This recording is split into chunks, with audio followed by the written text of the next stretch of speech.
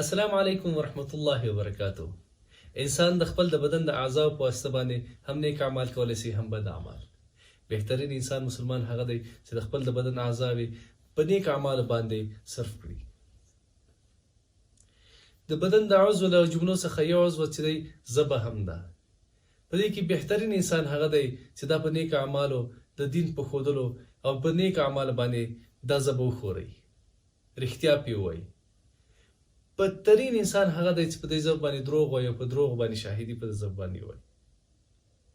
په سوره العمران کې آیت نمبر 61 کې الله پاک فرمایي لعنت الله علی الکاذبین، لعنت دی الله پاک دی په دروغجنو باندې. بل ځای کې یو روایت کې راځي هغه کسان چې هغوی دروغ وایي د هغوی د دروغو د الفاظ چې کله ادا کوي دغه الفاظو بدبویي له وجې نه د رحمت ملایکې د دوی نه 1 مایل لرې تښتي.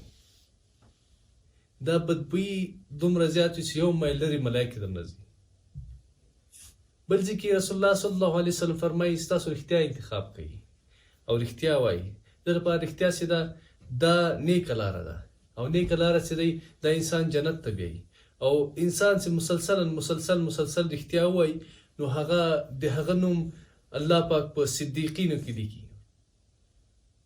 او هغه کس چې هغه دروغ وایي، دروغ څه دی وایي بربادي خواته انسان بیایي.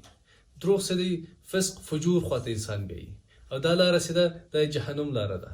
هغه انسان چې مسلسل دروغ وایي د هغه نوم په دروغجنو کې لیکل کېږي. یو عمده مسله چې موږ په ټولنه کې ډېره عام سوې ده د بل چا د خندولو لپاره دروغ ویل دي، چې دا ډېر عظیمه ګناه ده او رسول الله صلی الله علیه وسلم د 3 پیرې بدوا کړې ده. رسول الله صلی الله علیه وسلم فرمایي هغه کس چې دروغ وایي د نور خلکو د خندولو لپاره چې هغوی وخاندي د هغوی په خوله باندې مسکا راولي، وایي هغه دې برباد وي.